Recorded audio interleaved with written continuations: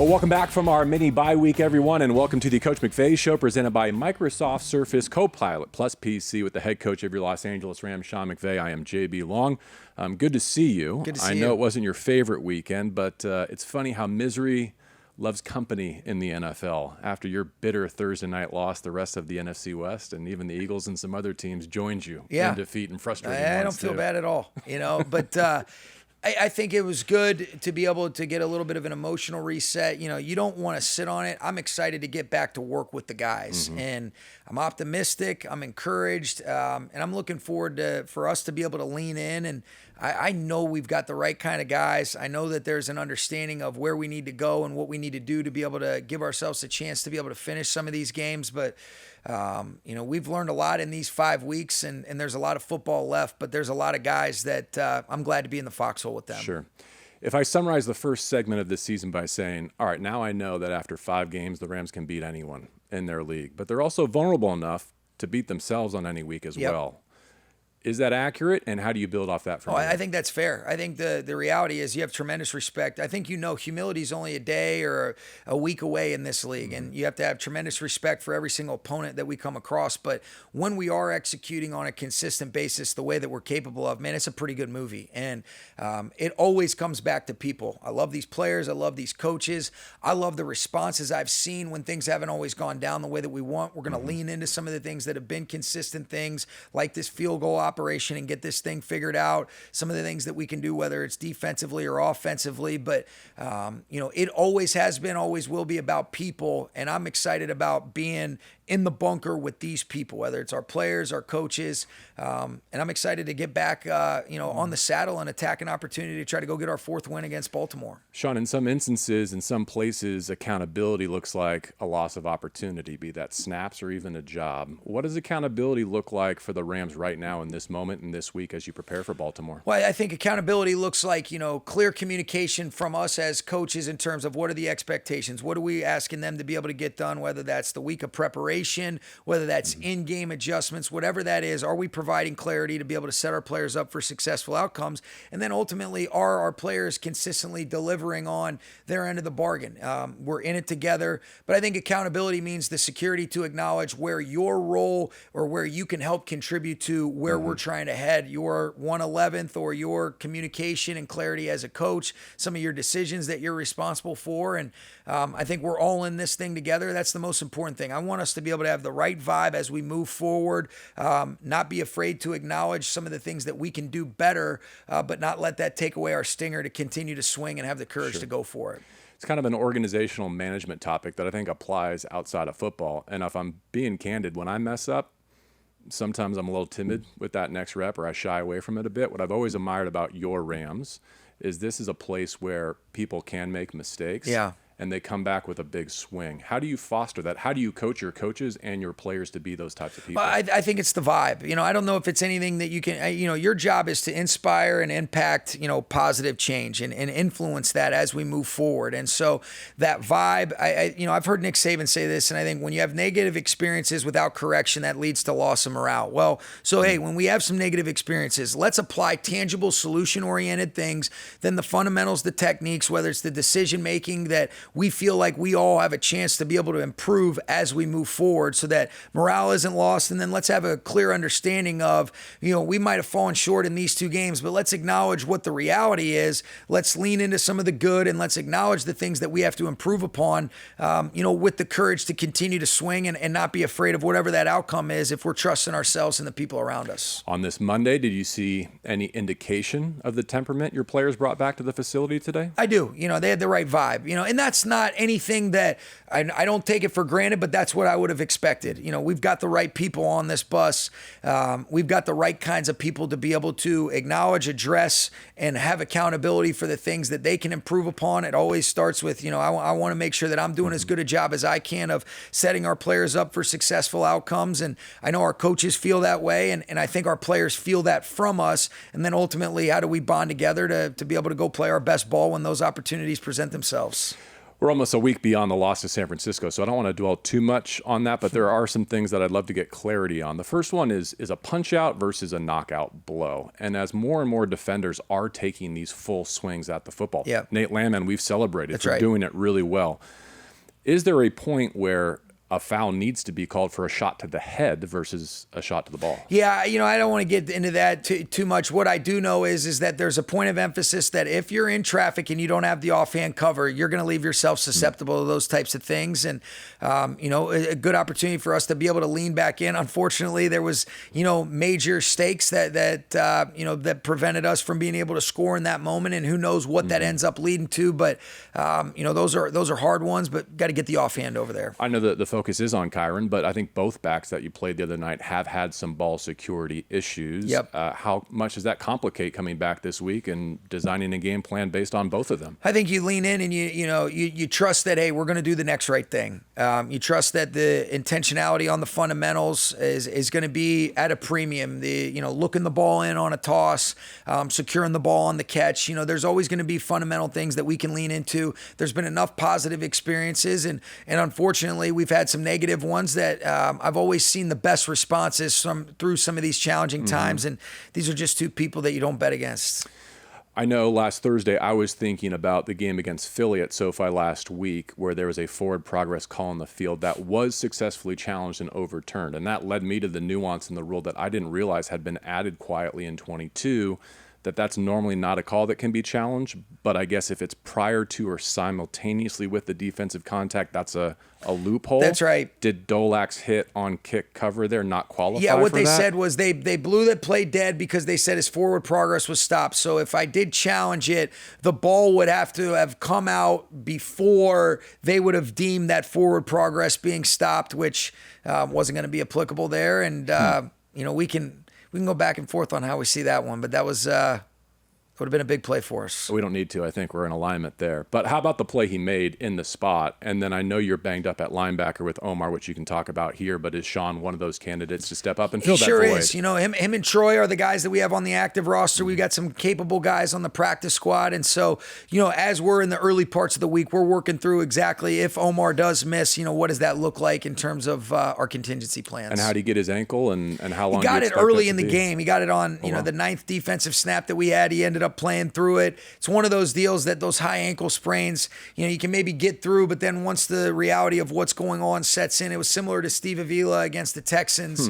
So he's a tough dude, and we'll hopefully get him back, but it's more likely that we probably won't have him this week. And then with the trip to London and the bye week behind that, is the hope that if nothing else, he can avoid injured reserve? Yeah, I think that is the hope, because of that. So we certainly haven't gone down that route yet. Big picture, Arizona Cardinals running back Amari DiMercado, the latest to fail to break the plane and a costly fumble. I'm sure our audience would love to hear what's happening here in Woodland Hills to make sure that never happens to a Ram moving forward. Letters and logos, man. We always finish through the letters and logos. Goes back to Zach Taylor. He always used to say that.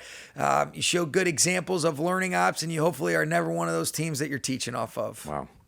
What will your offensive line look like this week? We're going to see. If Steve is back to his full health and performing the way that he's capable of throughout the week of practice, it'll look like him. We'll see how Rob Havenstein is feeling, when we come back on Wednesday. But I was really pleased with what Warren McClendon did. Last Friday, I believe it was, you were asked about the possibility of looking externally for some reinforcements at cornerback. Any progress or update there? That hasn't been something that we've talked about. We're always looking at ways to be able to upgrade the roster. I think, those guys did a good job, and we'll continue to lean into them. Do you think that's one of the toughest positions really in all of football, but especially on defense, to both evaluate and then project how it's going to go year to year? I think the first part is the evaluation of it, because everybody naturally always wants to blame the first defender that's in proximity, not understanding what's the coverage contour, what's his role and responsibility, where are some of the holes in these coverages that teams do an excellent job of putting us in some different binds. And so the first part is absolutely understanding, what is being asked within these different coverages and what is the role and responsibility of those individuals. And then, do I think it's a difficult one? Yes. I think with the uptick and all the different things that offenses are presenting, the way the game is officiated, I think it is very challenging to play NFL defensive back nowadays. One other thing that I noticed or heard over the weekend, Pat McAfee thought that the squib kicks might be affecting Joshua Karty's place kicking. Any validity? I think that's fair. I think that he is certainly an expert in that arena, given his background. It's something that we've talked about, and I don't think that that's a misguided thing, whether there's truth to that or not. We're continuing to dive into that, but I don't think that's unfair for him to say. Is Josh blameless in terms of the blocks so far, or is he the primary culprit compared to the protection up front? I'm not interested in identifying primary culprits, but what I will say is this. I'm interested in all 11 hands on deck, and it's snap, hold, kick, it's timing, it's trajectory, it's the protection for that 1.25 seconds, and so we all have to do better there. Sounds like that'll have as much of your full attention as it ever has during your coaching career this week. It already does, and it absolutely will. Love to talk some Stafford here. I know you said you were displeased with taking the ball out of his hands on fourth down last week. The next time that situation arises, you're in one of those end of game things. What fail safes do you want in place? I think it's the contingency plans, and I think, you go through all these different things, and, where I take a grave responsibility is, are we setting our players up for successful outcomes with the clarity of how to be able to execute and understand the intent of what we're trying to really be able to get done. And that's all encompassing too, whether it's a good play call or not, but if that doesn't exist, it's not a good play call. And so I'm not one of those guys. I think you set up game plans. I think you still have to see the game one play at a time. You have to understand the flow, understand, what's best. And to say that you want to put guys in successful outcomes, that'll never change. And I'll continue to always evaluate myself, whether plays work or whether they don't, on where is the, honest in between, because naturally we're all biased towards, all right, results only really matter. Well, there's certain things that I think we have to be able to have a checks and balances system as coaches of, all right, is this a good look? Did we give them the clarity in terms of executing versus those looks? And if those opportunities present themselves, you can't be, did it work or did it not? You just got to be able to ask yourself, did those things exist for the guys? And, when the ball's in Matthew's hands, good things have happened. But I take a tremendous responsibility in trying to set up those successful outcomes for those guys. I'm interested in your thoughts on the under center drop back game, which a lot of luminaries in the league have really come to appreciate about your offensive structure this year in particular, doing it more than maybe Matthew ever has. When you put plays together, what are the pros and cons of under center versus pistol versus gun versus straight drop back versus play action, and how you stitch it all together? I think in its simplest form, being able to present likeness and sameness off of, presentations that feel and look the same. The more that you have to defend, whether you're in the shotgun, whether you're underneath the center, the more that you can present within the framework of what's feasible and what makes the most sense. I don't want to get I don't want to dive into too much to it, which I think you can appreciate, but ultimately it's the more that you can present and make defenses defend all types of your offense, whether you're in the gun or under center. I know you're a big timing and rhythm guy. Yep. Does that enable you to get to the top of the drop in the timing and the rhythm, and then also set up your pass protection accordingly? I I think in its purest form, a lot of the timing and rhythm that goes back to Coach Walsh and his days even with the Bengals, was predicated on timing and rhythm drops that were under center, not in the shotgun. They weren't getting in the gun back then. And so there are some things that I think are a little bit more pure to when you coach the quarterback to be able to read with his feet. I think there's been, coach has done a great job of being able to adjust exactly, what is that discrepancy between accepting the gun snap or underneath the center, but there's nothing quite as pure as the under center stuff. Well, Rams legend Kurt Warner said this, which I didn't appreciate, like even the fraction of a second taking your eyes off of the picture to receive a shotgun snap. Oh, yeah. Here's what he said. I used to love the drop back game from under center for lots of reasons, but the biggest was I never had to take my eyes off the defense. Yep. It's one thing I don't think people talk about enough in regards to shotgun, with defenses moving on the snap as much as they are. That second you take your eyes off the defense, a lot can change and happen. Absolutely. Kurt's a very smart guy. Spoken from someone that's played the position. I understand and agree with everything. And then last one on that, how about Matthew's ability and willingness to really adapt to whatever he's done here in 5 years, whether that's heavy under center play action or gun spread empty? Like, he seems ready, willing, and able to embrace all of it. Yeah, I think because he's so smart, he understands, we have a reason and intent behind all of this, but his flexibility, his fluidity with us, and his understanding of whatever it takes for our team and for our offense to be at his best, to be at its best with him leading the way, he's always been 100% on board, and for that we're grateful. Tutu Atwell, 160 and a touchdown the last couple of games. I was of the opinion that he maybe suffered more than any Ram from Matthew's absence this summer, that was just anecdotal, like seeing like a slight disconnect, like Tutu wasn't reeling all the ones that we've come to expect him to get in. Any truth to that? And how encouraging has it been to see your fastest player lock in with QB1? Yeah, I think the opportunities, I think he's done a great job. I don't know about, whether it was or wasn't. I just know that there's a lot of belief in this guy. It's cool to see him make the most of the targets that he's had each of the last 2 weeks. And I think we're going to continue to build on that because, good things have happened when he's getting targeted. Mm-hmm. I know folks are clamoring for more Terrance Ferguson. I'll ask about him in a second. But on the topic of the rookie class, I think Josiah Stewart deserves a mention first. Yeah. Not just rushing the passer, but some coverage reps too. Is that maybe an underrated element of his game? It is. He's a really versatile player. I think he can do both. I think he's excellent. He's at his best when he's going forward towards the quarterback. Great hands, great get off. He's got good natural football instincts, and I think that's reflected in some of the drops. But he's a stud, and he's only going to continue to get better. To join that group, that front, and make an impact as a rookie, that must speak a lot to not just his physical ability, but what he brings to the table mentally as well. That's right. I think, Jared and BY have done such a great job.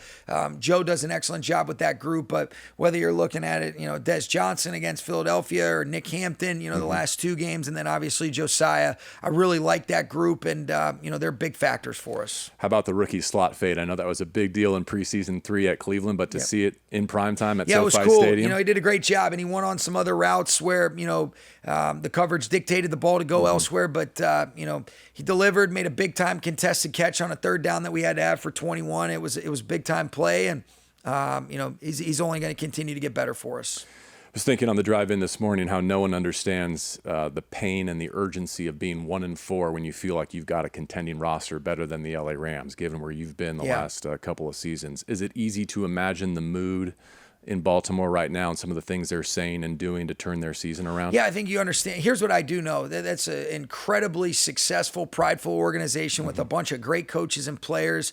And we've got to be, desperate ourselves this week with how we prepare, how we go about it. And I think let these first 5 games be an example for us to learn from of you don't take anything for granted. This is a great football team. And, we got to have a great week of preparation, and our sense of urgency is going to be at an all-time high. I don't think anyone took last week for granted. Do you? Like in terms of seeing I don't think San Francisco injured? No, I don't get that sense. I think there's too much respect for that group. I did think that we didn't start fast enough. It seemed like it took us a little bit to be able to get going. Had the early down on the first drive offensively where we had the sack where, really something that, we should have been picked up right there. And then the second drive ended up turning the ball over on 1st and 10 on the +24. And they score on their first 2 drives. And so I do like the fact that we can settle in and regain what I felt like was control of the football game, but we just got to be able to finish. And because you once were and still are a young play caller with a ton of success, I don't know if Jerry Neuheisel's day at the Rose Bowl caught your attention at all. Cool, but can you imagine being 33, gets the opportunity, puts 42 up, and gets carried off? It was awesome, and you could see the investment he has in that place, the players, and it was pretty cool seeing his dad, in the post game talk about it, and even when he got choked up, almost, talking to his wife, saying, "I hope you're having a fun time." This game has brought a lot more of those moments than the disappointing ones that the Niners game had. And, I love what it's done for me. I love all the blessings. More importantly, the relationships that are built in the midst of this great game. And you just learn so much about yourself. That was really cool. Here's to many more of those moments, perhaps as soon as this Sunday in Baltimore. Thank you for your time, as always, Shaun, and thank you for joining us, everyone, for the Coach McVay Show, presented by Microsoft Surface Copilot plus PC.